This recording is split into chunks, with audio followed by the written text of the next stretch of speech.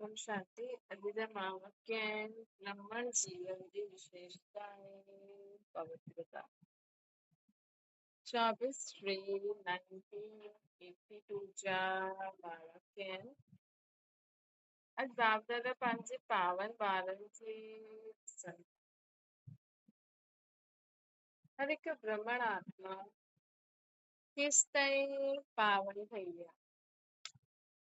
ये सभिनि जो पोता में बाबा ॾिसनि था। हर हिकु ब्राह्मण आत्मा केसि ताईं पावन ठही आहे। ये बाबा ॾिसनि था सभिनि जो पोता में। ब्राह्मणनि जी विशेषता आहे प्योरिटी। ब्राह्मण अर्थात पावन। पवित्रता खे केसि ताईं अपनायो आहे हुनखे परखण जो यंत्र आहे पवित्र ठहो। ये मंत्र सभिनि खे यादि दिलाईंदा आहियो, लेकिन श्रीमत प्रमाण हिन मंत्र खे केसि ताईं जीवन में लायो। जेका ख़ुदि पवित्र रहंदा हूंदा वो ॿियनि खे बि चईंदा हूंदा न कि पवित्र ठहो, है न। ॾिसो तव्हां पवित्र ठहिया आहियो त तव्हांखे ईंदो आहे ॿियनि खे बि असां चऊं पवित्रता में केॾो सुख आहे। मेन त आहे कि जेतिरी प्योर आत्मा ओतिरो बाबा जे नज़दीक, है न। त ईअं तव्हांखे लॻंदो आहे कम से कम अगरि तव्हां कंहिंखे इहे चई न सघंदा आहियो न त कंहिंखे अॼु खां ईअं न चइजो, ज़बरदस्ती न कजो। जीअं अगरि तव्हांजा ॿार बि हूंदा, अगरि वो शादी करणु चाहिनि त ठीकु आहे, लेकिन ज़बरदस्ती उन्हनि खे तव्हां शादी करायो पोइ उन्हनि खे चओ ॿार पैदा कर, ईअं कॾहिं बि न कजो। छो कि तव्हां ब्राह्मण ठही आहियो न, है ना। अगरि तव्हांजा ॿार, बाबा चईंदा आहिनि न, मुरली में बि चईंदा आहिनि कि तव्हांजी कोई आश न हुजणी खपे कि असांजा ॿार हाणे शादी करनि, ॿार पैदा करनि, है न। उहा अगरि वो ज्ञान में हलंदा आहिनि त बि तव्हां उन्हनि खां पुछी सघंदा आहियो एज़ अ माता पिता कि तव्हांखे पंहिंजो अॻियां जीवन कीअं हलणो आहे।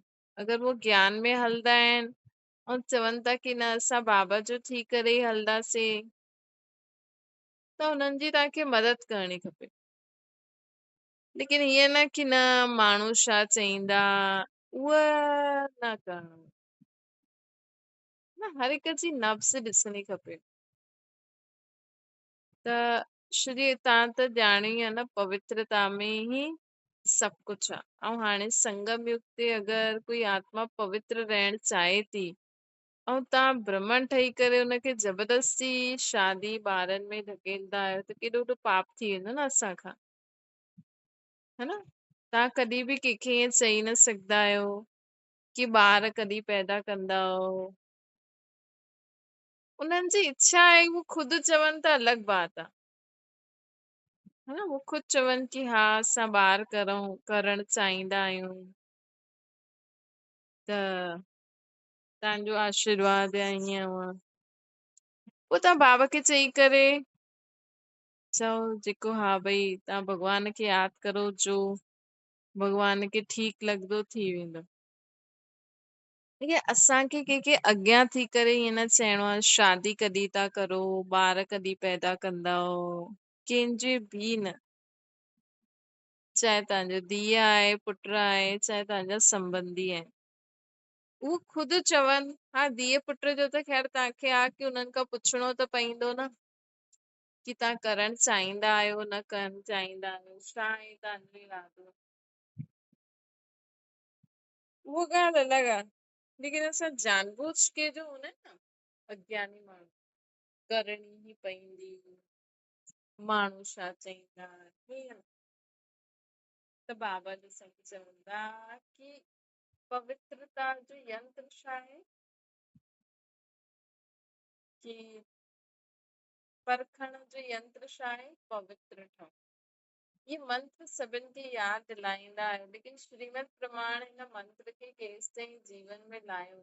जीवन अर्थात सदा का, जीवन में सदा रहंदा आहियो न, त जीवन में लाइण अर्थात सदा पवित्रता खे अपनाए। इनखे परखण जो यंत्र ॼाणंदा आहियो, सभी ॼाणंदा आहियो। चईंदा बि आहियो कि पवित्रता सुख शांति जी जननी आहे। अर्थात जाते पवित्रता हूंदी उते सुख शांति जी अनुभूति अवश्य थींदी। हिन आधार ते स्वयं खे चेक करो। जित कॾहिं कॾहिं थींदो आहे न कि अञा माउ पीउ न चाहींदा आहिनि कि हुननि जो ॿार हीअं कमु करे। कॾहिं कॾहिं थींदो आहे कोई कोई ॻाल्हि न, माउ पीउ चाहींदो आहे असांजो ॿार न करे इहो, लेकिन कॾहिं कॾहिं हुनजो ॿार चईंदो आहे कि मूंखे इहो करिणो आहे। माउ पीउ ॾाढो कोशिशि कंदो आहे, अंदर ई अंदर प्रार्थना कंदो रहंदो आहे कि असांजो ॿार हीअं न करे। ईअं तव्हांजे मन में कॾहिं बि संकल्प न अचिणो खपे कि मुंहिंजी धीअ मुंहिंजो पुट बि शादी करे ॿार पैदा करे। इच्छा थींदी आहे न, हर हिकु माउ पीउ जी आहे न इच्छा थींदी आहे कि मुंहिंजी धीअ शादी करे, मुंहिंजो पुट शादी करे। हीअं इहा इच्छा तव्हांजी न हुजणी खपे। उन्हनि जी इच्छा आहे त ठीकु आहे भई, बाक़ी तव्हांजी कॾहिं इच्छा न हुजणी खपे कि हाणे फलाणे जा ॿार वॾा थी विया आहिनि, तव्हांजो छा मतिलबु? ऐं तव्हां त ब्राह्मण आहियो, हाणे तव्हां ख़ुदि पवित्र रहो था ऐं फलाणे खे चओ था तुंहिंजी धीअ त वॾी थी वई थी, शादी कॾहिं थी करेसि? अरे त शादी जेतिरो थी वियो उहो न, हुननि खां पुछणु अलॻि ॻाल्हि आहे, लेकिन कई कई माण्हू संबंधी बि हूंदा आहिनि न, माउ पीउ भले कुझु न करनि, संबंधी चईंदा रहंदा आहिनि, त एज अ संबंधी बि तव्हांखे कंहिंजी लाइफ में इंटरफेयर न करणो, त पाप चढ़ी वेंदो न असांजे मथां। त बाबा असांखे चवनि था कि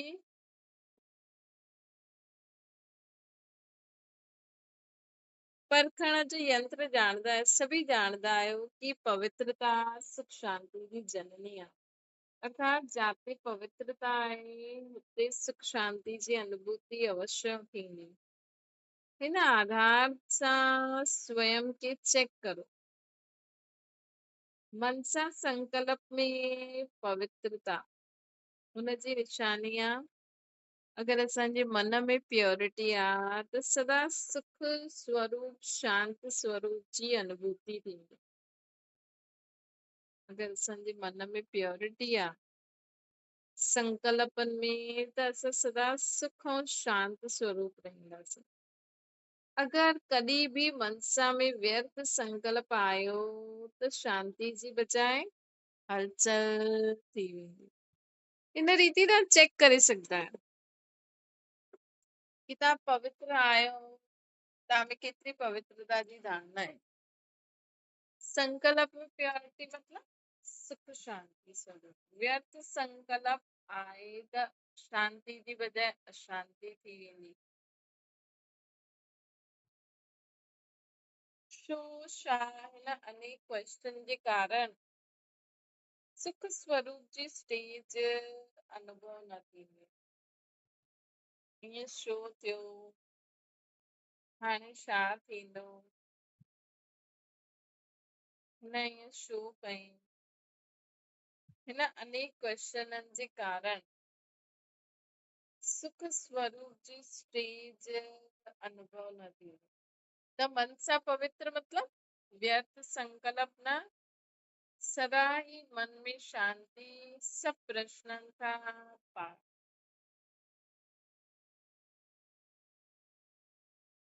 ऐं सदैव सम्झण जी आश वधदी रहंदी। ऐं सदैव सम्झण जी आशा वधदी रहंदी। इहे थियणो खपे, इहे न थियणो खपे, इहो कीअं, इहो हीअं, इन ई ॻाल्हियुनि खे सुलझाइण में ई लॻा रहंदा। जंहिंजे मन में अशांति हूंदी न, व्यर्थ संकल्प, उहे इन ई ॻाल्हियुनि में उलझा हुआ रहंदा, उन्हनि खे सुलझाइण में ई लॻी वेंदा। ऐं जंहिंमें प्योरिटी हूंदी, उहो सोचदो चलो जो थियो हुन में भलो। बाबा त असांखे हिकु ई ॻाल्हि चईंदा आहिनि न, अगरि असां सोचूं असां बाबा खे यादि करे चऊं बाबा हीअं छो थियो, फलाणे शरीर छो छॾियईं, फलाणे असांखे हीअं छो चयईं, बाबा मूंसां हीअं छो थियो, इहे बि अशांती आहे न। कॾहिं बि तव्हांखे बाबा सां बि अगरि तव्हां ईअं पुछंदा आहियो न, चुपचाप हिकु मुरली खणी वेही रहंदा करो। मुरली में ई तव्हांखे सभु उत्तर मिली वेंदा, है न। मुरली में तव्हांखे सभु उत्तर मिली वेंदा। कॾहिं तव्हांजो मूड ठीकु न आहे, तव्हां बाबा खे चओ था बाबा अॼु मतलब असांजो कुझु ईअं थियो न आहे, पर कॾहिं कॾहिं थींदो आहे न, कोई वाइब्रेशन असांजा न आहिनि, पर ॿियनि जा वाइब्रेशन असां ते थोरा हावी थी वेंदा आहिनि, जो की थियणा न खपनि, छो जी अंत समय त अलाए कहिड़ा कहिड़ा वाइब्रेशन ईंदा। और असां बाबा खे चऊं था बाबा अॼु अलाए कीअं थो लॻे, ठीकु नथो लॻे, त हुन समय इन्हनि में वञिणो ई न आहे, मुरली खणी वेही रहो। मुरली में तव्हांखे सभु उत्तर मिली वेंदा, बजाए हिन जे असां सोचूं था अॼु मज़ो नथो अचे बाबा, अॼु ठीकु नथो लॻे, अॼु हीअं आहे हूअं आहे। मुरली खणी वेही रहो त सभु सम्झ में अची वेंदो, है न। त बाबा चवनि था व्यर्थ संकल्प में उलझण बि इम्प्योरिटी आहे। हिन करे जाते शांती न आहे न, उते सुख न आहे। त हर समय ये चेक करो कि कहिड़ी बि प्रकार जी उलझन सुख शांति जी प्राप्ति में विघ्न रूप त न ठहींदी आहे न, है न। कहिड़े बि प्रकार जी उलझन बाबा से चवनि था, ये यादि रखो, कहिड़े बि प्रकार जी उलझन सुख शांति जी प्राप्ति में विघ्न त न विझदी आहे। मतलब कोई अहिड़ी ॻाल्हि जो असांखे जो फुल स्टॉप बि नथा लॻाए सघूं, बाबा खे यादि बि नथा करे सघूं, उस सुख शांति बि नथी मिले, बाबा सां असां ॻाल्हियूं नथा करे सघूं, बसि उहो ई सोचूं था हाणे छा थींदो, पोइ कीअं थींदो। भले असां बाबा खे ई चऊं था, लेकिन इहे बि त ठीकु न आहे न। एॾो वॾो बाबा, उनखे असां चऊं था बाबा हीअं न थी वञे, बाबा हीअं न, अरे इन जो मतलब कि तव्हां बाबा सां कनेक्शन में ई न आहियो। एॾो सहज तरीक़ो आहे, बाबा हीअं हीअं ॻाल्हि थी वई, बस बाबा ॼाणे बाबा जो कमु, आराम सां सुम्ही पओ। तॾहिं त अति इंद्रिय सुख जो मज़ो ईंदो न। बाबा त ऑफर कंदा आहिनि कि तव्हांखे कुझु करणो ई न आहे, मां वेठो आहियां, है न। त कहिड़ी बि प्रकार जी उलझन अगरि असांखे सुख शांति जी प्राप्ति में विघ्न विझे थी, त मतलब उहा ठीकु न आहे। अगरि शो छा जो क्वेश्चन बि आहे त संकल्प शक्ति में एकाग्रता न आहे, जाते एकाग्रता न आहे हिते सुख शांति जी अनुभूति न थी सघती है ना। वर्तमान समय जे प्रमाण फरिश्तेपन जी संपन्न स्टेज जे व बाप समान स्टेज जे समीप अचो था न। सोचो कि हाणे असां ईअं सोचंदासीं न ईअं छो थियो, हाणे छा थींदो, हिन ईअं छो कयईं, है न। त ईअं न थी वञे, त अंत समय ते केॾी ॻाल्हियूं ईंदियूं। अंत समय त ॾाढी सारी ॻाल्हियूं ईंदियूं, तव्हांजे साम्हूं सभु कुझु थींदो। असांखे हर ॻाल्हि में बिंदी लॻाइण जी आदत पई, कुछ भी थी वञे, बिंदी बिंदी बिंदी बिंदी, उन सां उन्हनि खे बि मदद मिलदी। ये हाणे खां ई प्रैक्टिस करो। हम्म? जे सम्झो कंहिंखे कोई बीमारी थी वई, बाबा खे यादि करे चलो सभु ठीक थी वेंदो। जो पंहिंजो इलाज कराइण आहे कराईंदा रहो, सभु ठीक थी वेंदो। बस हिक ई ॻाल्हि, जी अंत समय असांखे अंत समय जो बि कुछ थींदो त हाणे के असांजे दिमाग़ में आहे न, भई चाहे बाढ़ अचे, चाहे बारिश पए, चाहे भूकंप अचे, चाहे सभु जली वञनि, असांजे दिमाग़ में छा हूंदो कि त थियणो ई आहे। हिन खां पोइ तॾहिं त सतयुग जी स्थापना थींदी न। हाणे त ॾिसो बारिश पईंदी रुकी वेंदी, लड़ाई लॻी रुकी वेंदी, लेकिन पक्को भ्रमण त सोचदो न भई हाणे अगरि लड़ाई लॻी बि हुई, ही त वरी रुकी वई, है न। हाणे त अमेरिका ऐं रशिया साम्हूं अची विया हुया कंहिं न कंहिं द्वारा। ईरान इसराइल जे कारण अमेरिका ऐं रशिया साम्हूं अची विया हुया, ये त रुकी वई वरी, छो जे अंत त हिन ॿिन्हिनि द्वारा ई थियणो आहे न, छो जे इहे ई ॿई पावरफुल आहिनि। त असां ब्राह्मण, असांखे त पतो आहे जेतिरी बार बि लड़ाई लॻी हूंदी त जेको पक्को ब्राह्मण हूंदो उहो त सोचतो न चल बस हाणे कुछ भी थी वञे असांखे त बस बाबा जी यादि में रहणो आहे। उहो थोड़ी सोचतो अरे हीअं लड़ाई छो थी थिए, अञा त इहो करिणो आहे, अञा त उहो करिणो आहे, न, कॾहिं न सोचतो। त काथे बाढ़ अची वई, उहो पंहिंजे बाबा जी यादि में रहंदो, काथे इहा बाढ़ अंतिम बाढ़ न हुजे, है न। त हाणे में अगरि असांखे प्रश्न उठंदा हीअं छो थियो, हिन हीअं छो कई, बिल्कुलु न।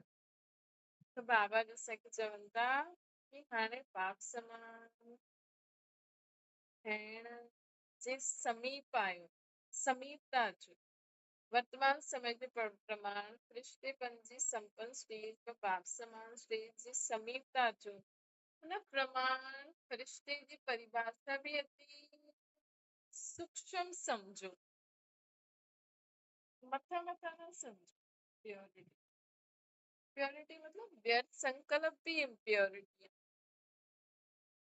सिर्फ ब्रह्मचारी न ठहणो आहे, भविष्य पवित्रता न, लेकिन ब्रह्माचारी भी ठहणो, ब्रह्मा आचार्य भी खपे, शिव आचार्य भी खपे, अर्थात ब्रह्मा बाप जे आचरण ते हलणो,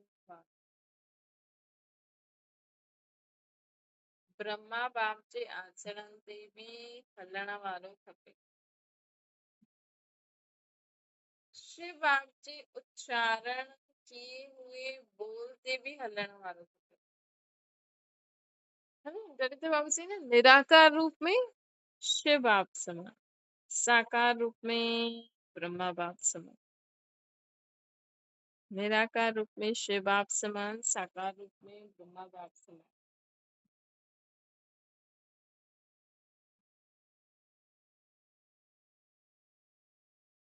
फुट स्टेप अर्थात ब्रह्मा बाप जे हर कर्म रूपी कदम से कदम रखण वारो, इनखे चइबो ब्रह्माचार।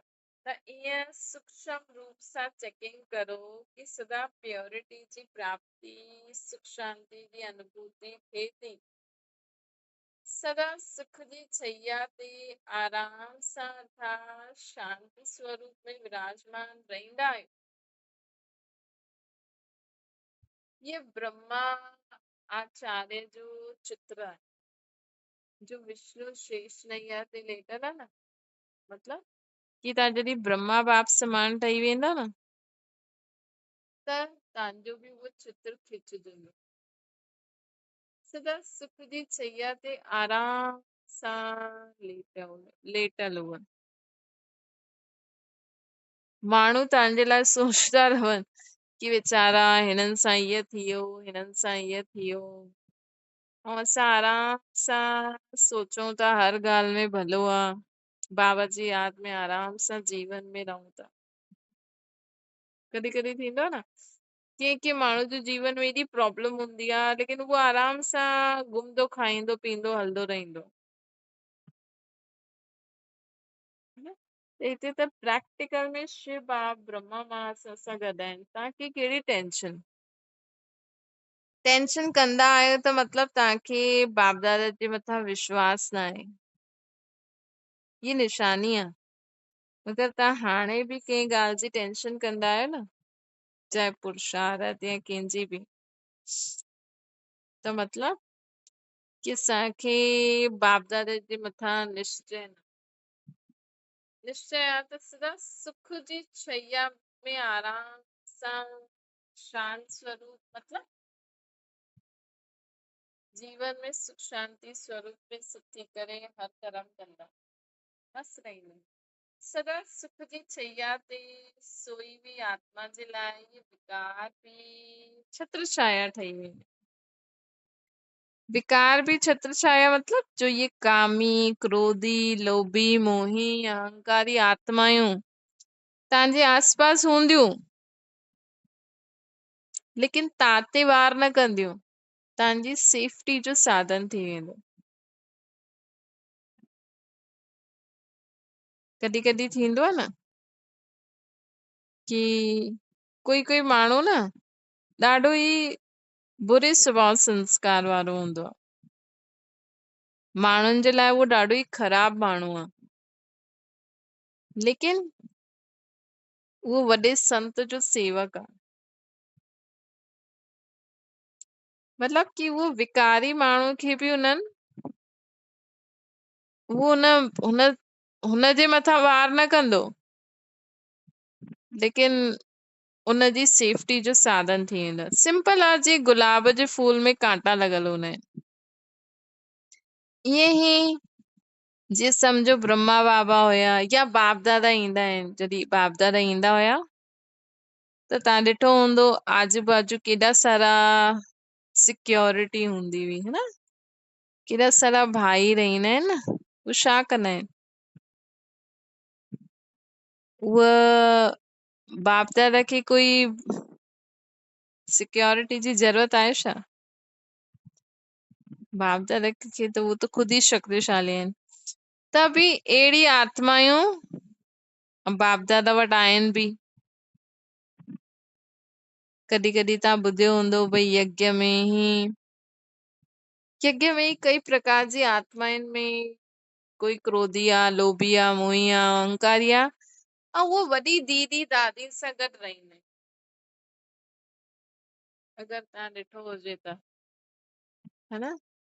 तव्हांखे पतो आहे कि फलानी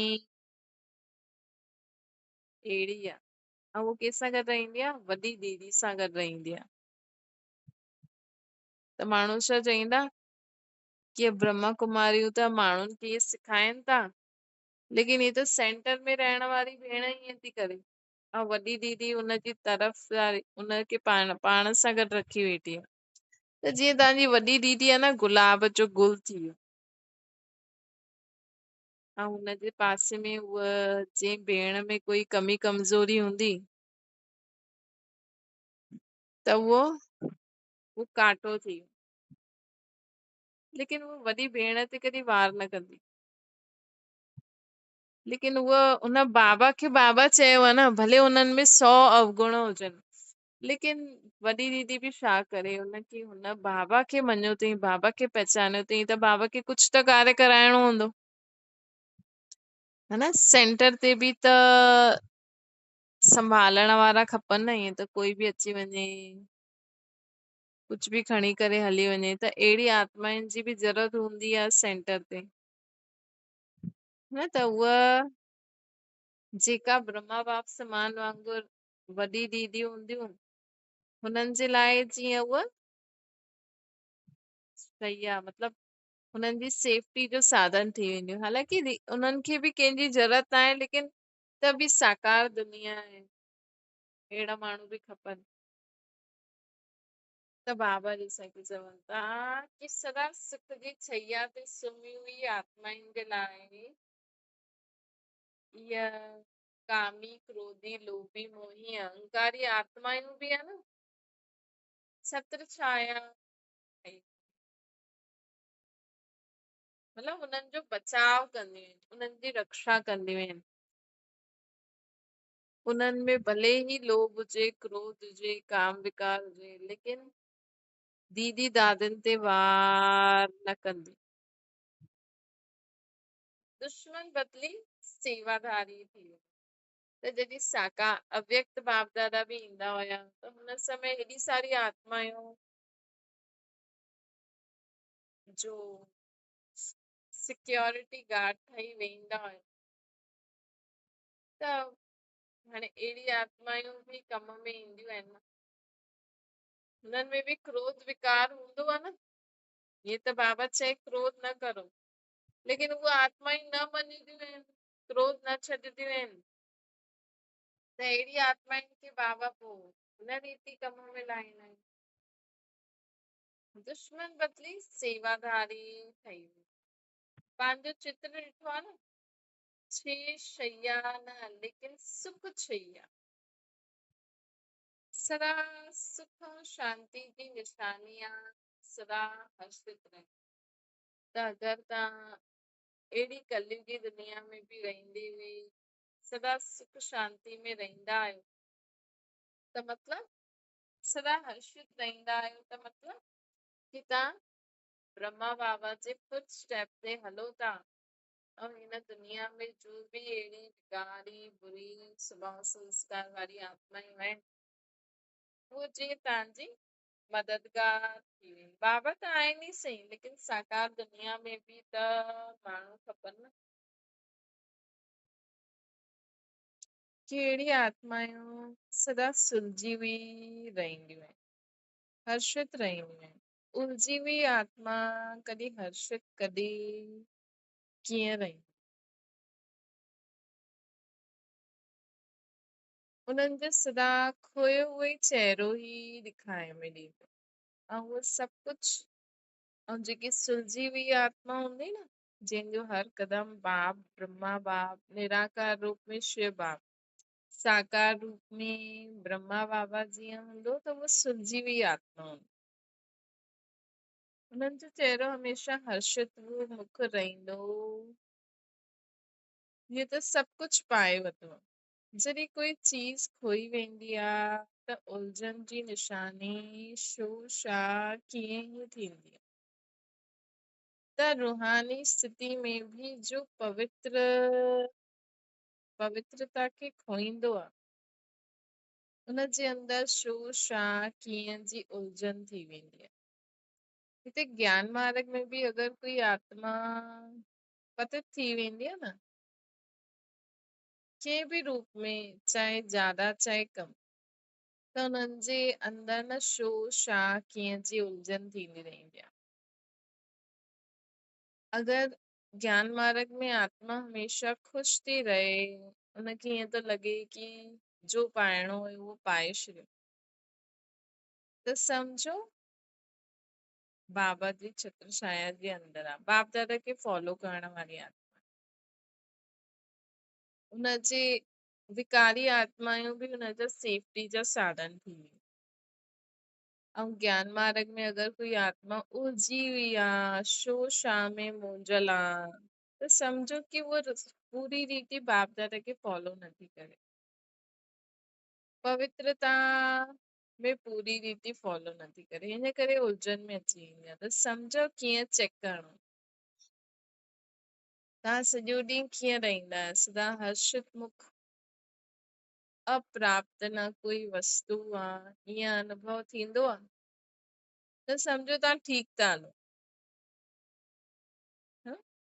ऐं अगरि तव्हांखे काथे बि मतलब बाबा जे ज्ञान में अची करे बि असां में अगरि वो ख़ुशी न आहे न, त कुझु गड़बड़ी आहे। फटाफट चेक करे हुनखे चेंज करो। सुख शांति जी प्राप्ति स्वरूप जे आधार ते मन सां पवित्रता खे चेक करो। पंहिंजे जीवन में, तव्हांजे जीवन में सुख शांति आहे, उनजो आधार आहे पवित्रता। अगर सुख शांति ना आहे त पवित्रता खे चेक करो। पवित्रता मतलब ब्रह्मचारी भी ब्रह्मचारी। ॿी ॻाल्हि, अगर तव्हांजी मनसा द्वारा अन्य आत्माउनि खे सुख शांति जी अनुभूति न थींदी आहे, अर्थात पवित्र संकल्प जो प्रभाव अन्य आत्माउनि ताईं न पहुचंदो आहे, त हुनजो बि कारण चेक करो कि भई असां त सभिनि जे लाइ सुठो सोचूं था, लेकिन फलाणे ताईं असांजो प्रभाव नथो पहुचे। कहिड़ी बि आत्मा जी जरा बि कमज़ोरी अर्थात अशुद्धि पंहिंजे संकल्प में धारण कई आहे, त उहा अशुद्धि अन्य आत्माउनि खे सुख शांति जी अनुभूति न कराए सघंदी। कंहिंजे बि लाइ अगरि असांखे मन में इहा आहे, इहा त हमेशह मुंझी वुंझी रहंदी आहे, इहे हीअं छो आहे, इहा त अहिड़ी आहे, सूक्ष्म में बि ॾाढो गहराई सां चेक करणो आहे। हिन करे त बाबा चवंदा आहिनि कि हमेशह सोचो कि सभु शुद्ध आत्मा आहिनि, सभु सुठी आत्मा आहिनि। बाबा असांखे असांजे ओरिजिनल स्वरूप में ई ॾिसंदा, मतिलबु आत्मिक स्वरूप में त आहियूं, लेकिन आत्मा जे बि ओरिजिनल संस्कारनि जे रूप में बाबा ॾिसंदा हुया, ॾिसंदा आहिनि असांखे।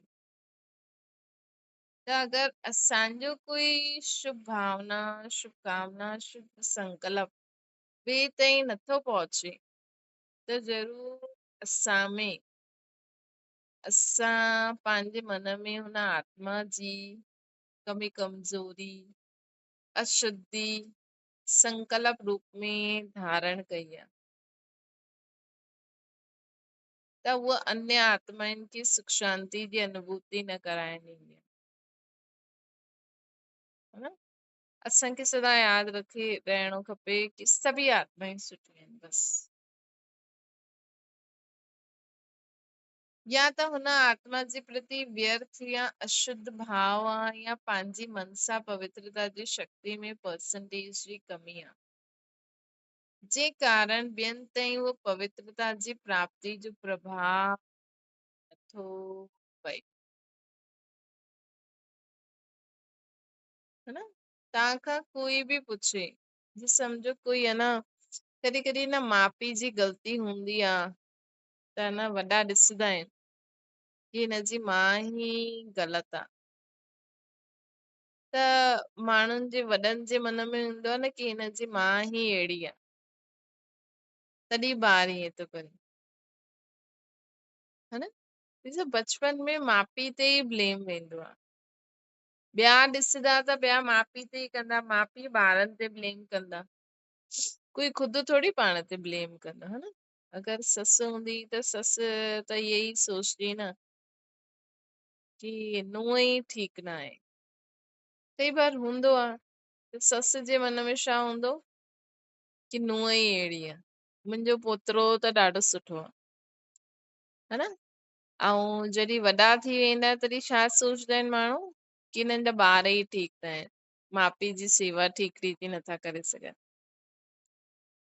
त इहे माण्हुनि जे न, अॼु अगरि के छोरी सां ग़लति कम बि थींदो न, त माण्हू छा चईंदा कि छोरा सुठा न आहिनि, लेकिन काथे काथे न छोरियूं बि जानबूझ के अहिड़ा कम कंदियूं आहिनि, छोकी विकार हमेशह छोरे में ई न हूंदा आहिनि, छोरियुनि में बि आत्मा में हूंदा आहिनि। मैं तॾहिं बाबा चई न आत्मा खे ॾिसो, अगरि के आत्मा, कॾहिं कॾहिं बाबा मुरली में चईंदा आहिनि न, कॾहिं कॾहिं लेडीस बि जेके बाबा चईंदा आहिनि सूप न का, पुरुष खे रहण न ॾींदी आहे, उहो हुननि खे उकसाईंदी आहे, है न। बरोबरु आहे, हाणे छोरियूं एॾा सुठा कपिड़ा पाए वञनि ऐं छा सोचदियूं आहिनि कि मां ॾाढी सुंदर थी लॻां, सभु माण्हू मूंखे ॾिसंदा, एतिरी सुंदर थी वेंदियूं आहिनि छोरियूं, उन्हनि जी तव्हां जॾहिं लेडीस तैयार थी वेंदी त तैयार थी करे छा सोचदी आहे कि मां सभिनि खां सुठी लॻां, सभिनि खे मां सुठी लॻां, मुंहिंजी सभु तारीफ़ करनि, सभिनि में छोरा बि अची विया, भाई बि अची विया। अगरि तव्हांखे पति जे लाइ तयारु थियणो आहे त तयारु थियो, पंहिंजे पति तव्हांखे ॾिठई ठीकु आहे, पोइ पंहिंजी मर्यादाउनि में वञो न, ॿियनि खे थोरी ॾेखारिणो आहे। त हमेशह छोरा ई ग़लति न हूंदा आहिनि, काथे काथे लेडीज़ जी बि, लेकिन ये वृत्ति ठहियल आहे माण्हुनि जी, है ये ग़लति वृत्ति ठहियल आहे। त बाबा चवनि था कि असांजे मन में अगरि कुझु बि कंहिंजे प्रति बि अशुद्धि हूंदी त हुन आत्मा जे लाइ असां केतिरो बि शुभ भावना शुभकामना करूं, उहो न पहुचंदी। अगरि तव्हांखे लॻे थो कि असांजो ॿार त रोईंदो ई रहंदो, तव्हां मन में इहे विहारे छॾियो आहे कि रोइण वारो आहे, पोइ बि तव्हां संकल्प करो था कि न ये न रोइण वारी आत्मा आहे, लेकिन अंदर सूक्ष्म में आहे कि रोइण जो संकल्प आहे, संस्कार आहे, त वेंदो न वाइब्रेट। त बाबा चवनि था हुन आत्मा जे प्रति व्यर्थ व अशुभ भाव आहे त पंहिंजी मनसा पवित्रता जी शक्ति में परसेंटेज जी कमी आहे, जे कारण ॿियनि ताईं उहो पवित्रता जी प्राप्ति जो प्रभाव न पईंदो। स्वयं ताईं आहे लेकिन ॿिए ताईं न थी सघंदो। लाइट आहे लेकिन सर्च लाइट न आहे, हैं? और शिव बाबा की त बस यही आहे कि सभी सुठी आत्माएं, शिव बाबा खे ज्ञान हूंदो आहे कि हिन में हिन आत्मा में ये कमी आहे, लेकिन शिव बाबा जी भावना अहिड़ी हूंदी आहे कि इहो ठीकु थी वञे। छो जे शिव बाबा खे त इहे ई आहे कि मां त सभिनि खे ठीकु करण ई आहियां, मां त शक्तिशाली आहियां न, मां आहियां ई ठीकु करण आहियां। त असांखे बि बाप समान ईअं सोचणो आहे कि मां हिन जी कमज़ोरी खे ख़तम करण वारी आहियां, न कि बार बार ॾिसी करे सोचण वारी आहियां कि हिन में इहो आहे, हिन में इहो आहे, हिन में इहो आहे। कचिरो पियो हूंदो त इहे थोरी सोचंदव हिते कचिरो पियो आहे, कचिरो खणी करे साफ़ कंदव न, है न? त उहो ई आहे, अगरि तव्हांजे आसपास कंहिं आत्मा में कहिड़ी बि कमी आहे, यादि रखो कि हिन में ई कमी आहे, मूंखे हिनखे साफ़ करिणो आहे, मूंखे साफ़ करिणो आहे, मूंखे साफ़ करिणो आहे। अगरि तव्हांजो ॿार नथो बदिले त तव्हां में कमी आहे। अगरि तव्हांजे ॿार जो रोइण जो संस्कार ख़तम नथो थिए ऐं तव्हां हुनजे लाइ शुभ भावना करो था त कमी तव्हां में आहे। मतलब पंहिंजी शुभ भावना, पंहिंजी शक्ति कम आहे, सर्च लाइट न ठहिया आहिनि। वैसे असांखे त सभिनि खे सकाश ॾियणो आहे, पर कॾहिं कॾहिं माण्हू पुछंदा आहिनि न असां केॾो सुठो सोचदा आहियूं त छो न थींदो आहे। त बाबा हुनजो उत्तर ॿुधाइनि था कि तव्हां में ई काथे तव्हांजे संकल्प में काथे अशुद्धि हूंदी आहे, कि आत्मा जी जरा बि कमज़ोरी खे अगरि तव्हां धारण कयो त हुन आत्मा खे वो वाइब्रेशन न पहुचंदा आहिनि, जे कारण उहा आत्मा शुद्ध न थी सघे, मतलब हुन पंहिंजे हुन स्वभाव संस्कार खे नथी छॾे सघे। त सर्च लाइट ठहो। त पवित्रता जी संपूर्णता जी परिभाषा आहे सदा स्वयं में बि सुख शांति स्वरूप ऐं ॿियनि खे बि सुख शांति जी प्राप्ति जो अनुभव कराइण वारा ठहो। ऐं कई बार ॾाढो कड़ो हूंदो आहे, मतलब ॾाढे जन्मनि जो कंहिंजो संस्कार हूंदो आहे न त उहो ख़तम थियण में थोड़ो समय लॻंदो आहे। त तव्हां त बस कंहिंजे लाइ बि मन में कंहिंजी बि अवगुण मन में न रखो ऐं हुननि खे बस हुननि आत्माउनि जे लाइ शुभ भावना शुभकामना कंदा रहो, जॾहिं दवाई असर थिए न। त बाबा असांखे चवनि था कि ॿियनि खे पवित्रता जी संपूर्णता जी परिभाषा छा आहे कि असां में संपूर्ण असां प्योर आत्मा आहियूं, मतलब असां बि सदा सुख शांति में रहूं, ॿियनि खे बि सुख शांति जी प्राप्ति करायूं। अहिड़ी पवित्र आत्मा पंहिंजी प्राप्ति जे आधार ते ॿियनि खे बि सदा सुख शांति शीतलता जी किरनियूं फैलाइण वारी अहिड़ी आत्मा छा हूंदी? सदा सुख शांति शीतलता जी किरनियूं फैलाइण वारी। हू पाण द्वारा ॿियनि खे ईअं अनुभव कराईंदी त सम्झो संपूर्ण पवित्रता छा आहे। अगरि असां संपूर्ण पवित्र आत्मा आहियूं, थी विया आहियूं, केतिरो परसेंटेज में आहियूं, हुनजी चेकिंग कीअं करो। तव्हां बि सदा सुख शांति में रहो, शीतलता में रहो, ऐं ॿियनि खे बि उहो वाइब्रेशन फैलाईंदा। पवित्रता जी शक्ति एतिरी महान आहे जो पंहिंजे पवित्र मनसा शुभ वृत्ति द्वारा प्रकृति खे भी परिवर्तन करे वठंदा आहे। पवित्रता जी शक्ति एतिरी महान आहे जो असां शुभ वृत्ति द्वारा प्रकृति के भी परिवर्तन करे वठंदा आहियूं। त मनसा पवित्रता जी शक्ति के प्रत्यक्ष प्रमाण आहे। ऐं अगरि तव्हांजे मनसा में प्योरिटी सुठी फैले थी त प्रकृति जो भी परिवर्तन थींदो आहे, है न। प्रकृति जो भी परिवर्तन थींदो आहे। थिए थो न, ॾिसो हाणे प्रकृति केॾी कॾहिं छा कॾहिं छा त इहे प्रकृति पंहिंजे पाण खे सतो प्रधान थी ठाहे। हिन में टिजण जी ॻाल्हि न आहे। छो जो सत्युग में हमेशह बहारी मौसम हूंदो त ॾिसो धीरे धीरे थिए थो न। गर्मी में भी ओतिरी गर्मी नथी लॻे, भले टेम्परेचर आहे, लेकिन कॾहिं माण्हू पंखा चालू था करनि, कॾहिं बंदि था करनि, कॾहिं एसी चालू था करनि, बंदि था करनि। मतलब गर्मी में भी माण्हुनि खे थोड़ी थोड़ी थधि जो एहसास थो थिए। मतलब मिक्स, धीरे धीरे मिक्स मौसम, मतलब बहारी मौसम, न ठंडी न गर्मी न बारिश। त उहा धीरे धीरे प्रकृति भी खुद खे परिवर्तन करे थी। स्वपरिवर्तन सां प्रकृति जो परिवर्तन। तव्हांजे शरीर में भी कुछ हलचल थींदी हुजे त ॾिजो न, उहो भी सतो प्रधान ठहे थी न। पंज तत्व प्रकृति खां पहिरियों व्यक्ति, पहिरियों असांखे परिवर्तन थियो। त व्यक्ति परिवर्तन ऐं प्रकृति परिवर्तन एतिरो प्रभाव मनसा पवित्रता जी शक्ति। उन ॾींहुं बाबा असांखे चयईं न कि बांदेलियूं ज्यादा याद में रहंदियूं ऐं याद सां ई राजाई प्राप्त करे वठंदी, है न। त मनसा सेवा में छा करणो पवंदो, बाबा खे यादि करणो पवंदो। वाचा सेवा त ॾिसो तव्हांखे ज्ञान आहे, तव्हां कंहिंखे बि ज्ञान ॿुधाए छॾियो, तव्हांजे बुद्धि में आहे, तव्हां बाबा खे यादि करो न करो, तव्हां ॿुधाए सघंदा आहियो न आत्मा छा आहे, परमात्मा छा आहे, सृष्टि चक्कर छा आहे, है न। वाचा सेवा में याद ते अटेंशन ॾियणो पवंदो आहे।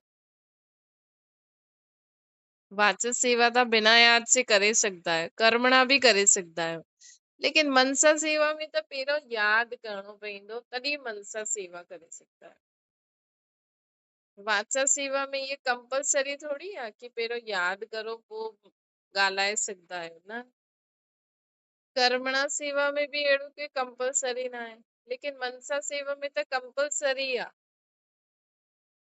कि तव्हांखे पहिरियों बाबा खे यादि करणो ई पवंदो, तॾहिं तव्हां सभिनि जे लाइ शुभ संकल्प करे वाइब्रेशन फैलाए सघंदा आहियो, है न। त मनसा सेवा में यादि भी अची वई, सेवा भी अची वई। ऐं तव्हां मनसा सेवा में सर्व जे लाइ संकल्प कंदा आहियो न, त ॾिसो केॾा सारा कम था थियनि। मनसा सेवा में तव्हां खुद खे आत्मा समझी बाबा के निराकार रूप में यादि था करो, जो कि महामंत्र आहे, है न। ॿी ॻाल्हि, तव्हां संकल्प था करो कि सभी शांत आत्माएं आहिनि, त तव्हांखे भी मिले थो, पूरी विश्व खे भी मिले थो, ऐं पूरी विश्व खे मिलंदो आहे।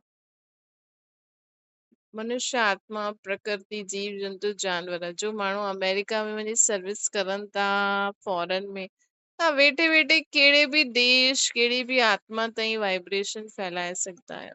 त बेहद जी सेवा थी वई न, है न।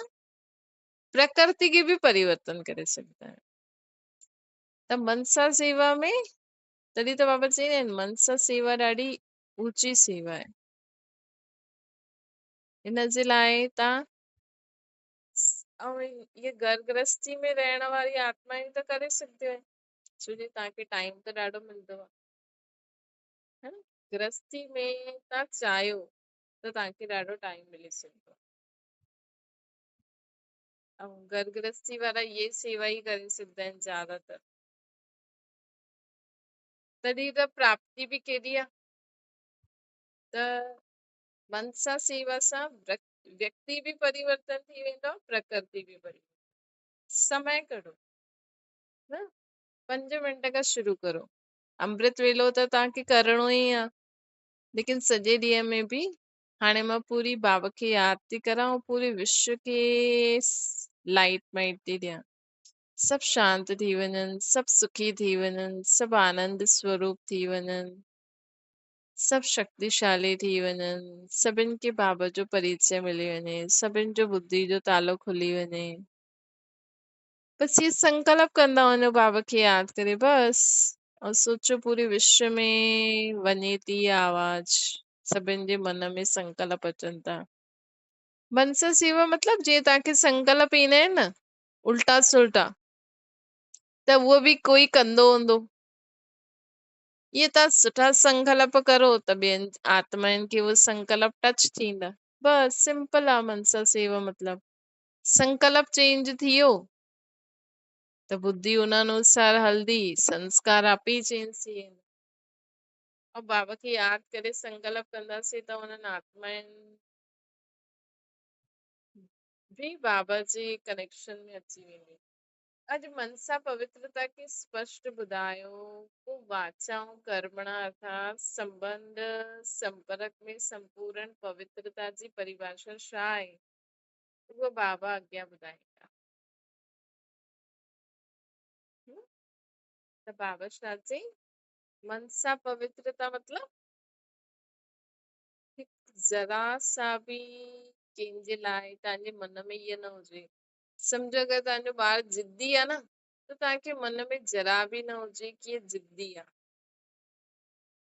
बस तव्हांखे पतो आहे कि ॾाढो सुठो आहे। तव्हांजी अगरि ससु जरा बि कोई कहिड़ो बि नेचर आहे न, मन में जरा बि न हुजे कि फलानी अहिड़ी आहे, न, फलानी ॾाढी सुठी आहे, तॾहिं तव्हांजो उहो संकल्प कि फलानी ॾाढी सुठी आहे उहो हुन आत्मा ताईं वेंदो ऐं हुनखे परिवर्तन कंदो। जरा सा बि नेगेटिव संकल्प न हुजण, व्यर्थ संकल्प न हुजण, अशुद्ध संकल्प न हुजण ही मन सां प्योरिटी। इन सां ई तव्हां सेवा करे सघंदा आहियो। पोइ बाबा असांखे वाचा कर्मणा संबंध संपर्क जे बारे में ॿुधाईंदा। अगरि पवित्रता जी पर्सन में 16 कला खां 14 कला थी वियो त छा ठहिणो पवंदो। जॾहिं 16 कला जी पवित्रता अर्थात संपूर्णता न, त संपूर्ण सुख शांति जे साधननि जी प्राप्ति कीअं थींदी। त 16 कला पंहिंजे संकल्पनि में बि 16 कला ठहणो आहे, तॾहिं असां सत्युग में वञी सघंदासीं। युग बदिलण में महिमा बि बदिली वेंदी। अगरि असां 16 कला पवित्रता न ठाही, पवित्रता धारण न कंदासीं त असांखे ओतिरा सुख शांति जा साधन बि न मिलंदा। युग बदिलण सां महिमा बि बदिली वेंदी। उनखे सतो प्रधान, उनखे सतो चईंदासीं। जी सूर्यवंशी अर्थात संपूर्ण स्टेज। सूर्यवंशी मतलब संपूर्ण स्टेज, 16 कला अर्थात फुल स्टेज। वैसे हर धारणा में संपन्न अर्थात फुल स्टेज प्राप्त करना। हर धारणा सूर्यवंशन जी निशानी है। 16 कला संपन्न मतलब हर धारणा पवित्रता या बाबा जो भी धारणाएं चाहिए ना, उनमें परफेक्ट। जो मम्मा बाबा जी राजधानी में उन्हनि जी दास दासी जेका हूंदा न उहा हाणे हर धारणा में पक्का हूंदा न। त उन्हनि जी दास दासियूं बि भई हाणे त जॾहिं मम्मा बाबा जी राजधानी ठहे पई त दास दासियूं के ठाहींदियूं आहिनि जो विघ्न विझंदा आहिनि, है न। त बि धारणा मतलब लहसुन प्याज न खाइण, प्योर पवित्र रहण, ये सभिनि में पक्का हूंदा आहिनि। जीअं हाणे बि कई बार हूंदा आहिनि न कई ब्राह्मण आत्मायूं आहिनि न ज्ञान योग बि कंदियूं आहिनि, धारणा बि कंदियूं आहिनि, लेकिन कीअं न कीअं करे न उहो यज्ञ में या कंहिंजे जीवन में विघ्न विझंदी रहंदियूं आहिनि, है न। मतलब कुछ न कुछ विघ्न विझण जे कारण उहो दास दासी ठही वई, लेकिन उन्हनि में वो मम्मा बाबा जी क्वालिटी वारी उन्हनि जी दास दासियूं बि हाणे जे हिसाब सां ब्राह्मण परिवार में ॾाढियूं सुठी धारणा वारियूं हुयूं। वो सेकेंड थर्ड ईअं ईअं वारियूं जेके राजधानी जी उन्हनि जी प्रजा दास दासी हूंदियूं न उन्हनि में उन प्रकार जी धारणा हूंदी। तो बाबा चवनि था 16 कला अर्थात फर्स्ट स्टेज, वैसे हर धारणा में संपन्न अर्थात फर्स्ट स्टेज प्राप्त करण सूर्यवंशियुनि जी निशानी आहे। त इन में बि फुल ठहिणो पए, कॾहिं सुख जी छैया ते कॾहिं उलझन जी छैया ते इनखे संपन्न त न चईंदासीं न, हं? कॾहिं त असां ॾाढा ठीकु आहियूं, कॾहिं शोर शाम में फसल आहियूं, ईअं त न हूंदो हाणे न। एॾो ज्ञान ॿुधी छॾियो, एॾो योग लॻाए छॾियो, हाणे कम से कम बाबा जा ॿार शोर शाम में त न फसदा हूंदा न। ईअं छो थियो, हाणे छा थींदो, ईअं ईअं छो थी करे, कॾहिं बिंदी जो तिलक लॻाईंदा आहियो, कॾहिं शोर शाह जो तिलक लॻाईंदा आहियो। तिलक जो अर्थ ई आहे स्मृति, त कॾहिं क्वेश्चन मार्क जो तिलक थोड़ी लॻाईंदा आहियूं, हमेशा बिंदी जो तिलक लॻाईंदा आहियूं। सभु सुठो आहे, सभु ठीक थी। सदा टे बिंदियुनि जो तिलक लॻायो, आत्मा परमात्मा ड्रामा, टे बिंदियुनि जो तिलक ही संपन्न स्वरूप आहे। हाँ कॾहिं कॾहिं कुछ भई ज्ञान जे हिसाब सां असां सम्झण लाइ बाबा खां पुछी सघंदा आहियूं, जीअं विचार सागर मंथन हलंदो आहे न कि बाबा हीअं इहा ॻाल्हि हीअं आहे हिन जो मतलब, उहा ॻाल्हि अलॻि आहे, लेकिन जीवन में छो छा इन हीअं मूंसां ईअं छो थियो, इन मूंखे ईअं छो चयईं, बाबा सां ई पुछी सघंदा आहियो। वैसे हाणे त सभु कुझु सम्झ में अची वेंदो आहे, पर कॾहिं कॾहिं थींदो आहे न कंहिं आत्मा जो नेचर ॻाल्हियूं ॿुधी करे बाबा उहा आत्मा न हीअं हीअं चए पई, त हुनजे पुठियां छा गहराई आहे उहो तव्हांखे सम्झ में ईंदी। बाक़ी जीवन में शोर शा जे चक्कर में असां बाबा खे भुलिजी वञूं, उहो न करणु, इहे लॻाइण न ईंदो आहे। लॻाईंदा आहियो लेकिन अटेंशन रूपी हथ हिली वेंदो आहे त क्वेश्चन मार्क थी वेंदो आहे, पंहिंजे ते बि हसी ईंदी आहे न। लक्ष्य पावरफुल आहे त लक्षण संपूर्ण सहज थी वेंदो। महिनत सां बि छुटिजी वेंदो, अगरि लक्ष्य पावरफुल हूंदो त लक्षण बि संपूर्ण सहज थी वेंदा, महिनत सां छुटिजी वेंदा। कमज़ोर थियण जे कारण महिनत ज्यादा करणी पवंदी आहे,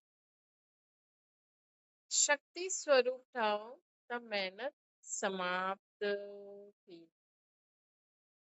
अच्छा सदा सफलता असांजो जन्म सिद्ध अधिकार आहे, ये अधिकार प्राप्त की हुई आत्माउनि खे सदा संपूर्ण पवित्रता द्वारा स्वयं और सर्व की सुख शांति की अनुभूति कराइण वारा अनुभूति करण कराइण जे यंत्र द्वारा पवित्र ठहो, हिन मंत्र के जीवन में लाइण वारी आत्मा अहिड़ी पवित्र संपूर्ण पवित्रता सुख शांति जे अनुभव में स्थित रहण वारी पाप समान सृष्टि स्वरूप आत्माइन थे बाप दादा जो याद प्यार गुड मॉर्निंग आओ नमस्ते पाटिन सां गॾु बाबा ॻाल्हाइनि था सदा रूहानियत जी खुशबू फैलाइण वारा सच्चा सच्चा रूहानी गुलाब सदा रूहानियत जी खुशबू फैलाईंदा आहियो सभी ॿार सदा रूहानी नशे में रहण वारा सच्चे रूहानी गुलाब आहियो मतलब खुद खे आत्मा समझी करे बाबा जे ज्ञान जे बारे में मनन चिंतन कंदा रहंदा न त वो वाइब्रेशन फैलदा रहंदा उन सां उहो खुशबू फैलदी जीअं रूहे गुलाब जो नाम मशहूर आहे वैसे तव्हां सभी आत्मायूं रूहानी गुलाब आहियो ये समझो कि है ना जीअं तव्हां ॾिठो हूंदो भई कॾहिं केरु शरीर छॾंदो आहे त हुन वायुमंडल में तव्हां वेंदा आहियो कई माण्हू हुन वायुमंडल में वञणु पसंदि न कंदा आहिनि छो जी उते सभिनि जो वीचार हूंदो आहे फलाणे शरीर छॾे छॾे हाणे छा थींदो मुंहिंजो फलाणो हली वियो हीअ उहो है न त हुते आहे न उन्हनि उते सभिनि जी आत्मा ईअं सोचदी आहे त हुतां जो वायुमंडल ओड़ो ठही वेंदो आहे न ऐं त उअं ई तव्हां पंहिंजे घर में सॼो ॾींहुं छा था सोचो बाबा जे ज्ञान जी ॻाल्हियुनि जे बारे में सोचता रहंदव न बाबा हीअं चई मनन चिंतन हिनखे चइबो आहे अगरि तव्हांजे मन में बाबा जी ॻाल्हियूं हलंदियूं रहंदियूं न तव्हां बाबा खे यादि करे बाबा सां ई ॻाल्हियूं कंदा रहंदव त तव्हांजे घर जो वायुमंडल ओड़ो ठही वेंदो हिनखे चइबो आहे रूहानी खुशबू हा न त ईअं आहे कॾहिं कोई शादी पार्टी हूंदी आहे त हुते ख़ुशी जो माहौल छो हूंदो आहे छो सभु हुते सुठो सोचदा आहिनि सभु मस्ती उन हिसाब सां ई सभिनि जा संकल्प हलंदा आहिनि त उहो ख़ुशी जो माहौल थी वेंदो आहे त हीअं आहे इनखे चइबो आहे संकल्प द्वारा वाइब्रेशन जेके बाबा चईंदा आहिनि रूहानी खुशबू ऐं बाबा जे ज्ञान जे बारे में मनन चिंतन करो त उहो रूहानी खुशबू मतलब आत्मा जे हिसाब सां सोचदी आहे हुन हिसाब सां वायुमंडल वाइब्रेशन फैलंदो आहे हुनखे चइबो आहे खुशबू या बदबू त बाबा चवनि था कि तव्हां केतिरा रूहानी खुशबूदार फूल ठाहिया आहियो रूहे गुलाब जो नाम ॾाढो मशहूर आहे वैसे तव्हां सभी आत्मायूं रूहानी गुलाब आहियो न रूहानी गुलाब अर्थात चारों ओर रूहानियत फैलाइण ईअं पंहिंजे खे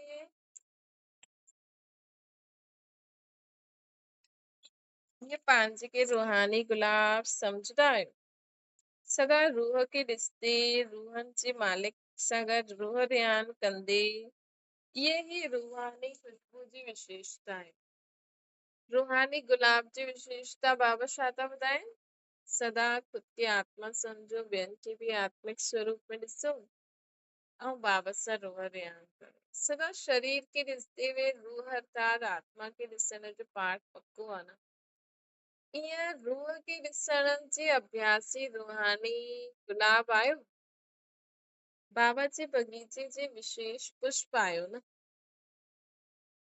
छो जी सभिनि खां नंबर 1 रूहानी गुलाब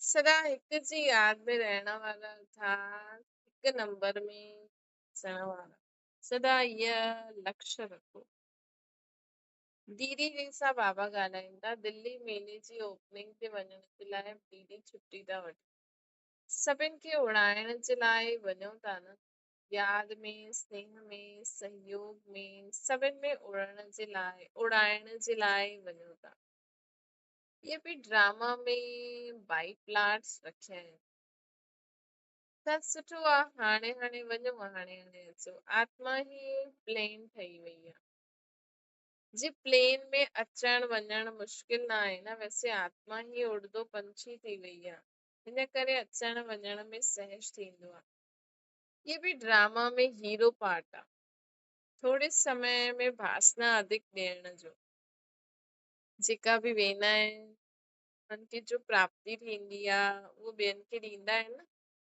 ॾिसो तव्हां बि अगरि काॾे वेंदा हूंदव त तव्हां सॼो ॾींहुं बाबा खे यादि करे बाबा सां रोहरियान अगरि कंदा हूंदव, बाबा जी यादि में रहंदा हूंदव, मुरली ॿुधंदा हूंदव, त तव्हां अगरि कंहिं शादी पार्टी में वेंदा हूंदव या काथे बि ॿाहिरि वेंदा हूंदव त तव्हां द्वारा आत्माउनि खे कुझु न कुझु प्राप्ति त थींदी हूंदी है न। त ईअं ई दीदी दादियूं बि वेंदा हुया, आत्माउनि खे प्राप्ति कराए वापसि ईंदा हुया। त इहे हीरो पार्ट वॼाइण लाइ वञो था। हुन समय तव्हां हुन अज्ञानिन जे विच में न हीरो आहियो, हीअं सम्झ था करो, है न। छो जी तव्हांजो त इहे ई आहे न, काॾे वेंदा हूंदव त तव्हां बि हुन हिसाब सां वञो कि मां बि सेवा जे लाइ थी वञा। भले तव्हां हुते ज्ञान न ॿुधायो लेकिन पंहिंजी रूहानी खुशबू फैलाईंदा वञो। सभिनि खे आत्मिक दृष्टि सां ॾिसो, ख़ुद खे बि आत्मा सम्झो। तव्हां हुननि खे ॾिसते हुए बाबा सां रोह रियान कंदा न त हुन वायुमंडल में न खुशबू फैली वेंदी आहे। हुननि आत्माउनि खे कुझु अलॻि लॻंदो आहे, सम्झ में न ईंदो आहे लेकिन कुझु प्राप्ति थींदी आहे। अच्छा, सभिनि खे यादि ॾियणो, सदा सफलता स्वरूप जो शुभ संकल्प रखंदे अॻियां वधंदा हलो। ये स्मृति स्वरूप ठाहे करे वञो, ये स्मृति स्वरूप ठाहे करे अचिजो। तव्हां त रोज़ वेंदा हूंदा न काॾे न काॾे, त हीअं ई हिन संकल्प सां वेंदा करो कि असां सभिनि आत्माउनि खे जेकी बि संपर्क में ईंदियूं, जाते बि तव्हां मार्केट में वञो, दुकाननि ते वञो, त हिकु सेकेंड बि अगरि सोचो, तव्हां सभु कुझु वठंदे हुए ॻाल्हाईंदे हुए ख़ुद खे आत्मा सम्झी बाबा खे यादि करे हुन आत्मा खे आत्मिक स्वरूप में ॾिसंदे हुए कर्म करो त सभिनि जो केॾो भलो थिए। ये स्मृति स्वरूप ठाहे करे अचिणो आहे। पोइ बि दिल्ली आहे, दिल्ली खे त पवित्र स्थान ठाहिणो ई आहे। आवाज़ पोइ बि दिल्ली खां ई निकिरंदी, सभिनि जा माइक दिल्ली सां ई पहुचंदा। जॾहिं गवर्नमेंट सां आवाज निकिरंदो न तॾहिं समाप्ति थी वेंदी। त भारत जे नेताऊं बि वेंदा न, हुनजी तैयारी जे लाइ वञो था न, है ना। बाबा चईंदा आहिनि न, विदेश का आवाज दिल्ली में ईंदी, पोइ दिल्ली द्वारा नेताउनि द्वारा पूरे विश्व में भारत में हिन करे दिल्ली खे त ॾाढो ई पवित्र ठाहिणो आहे। अच्छा, ओम शांति। बाबा खे यादि करो।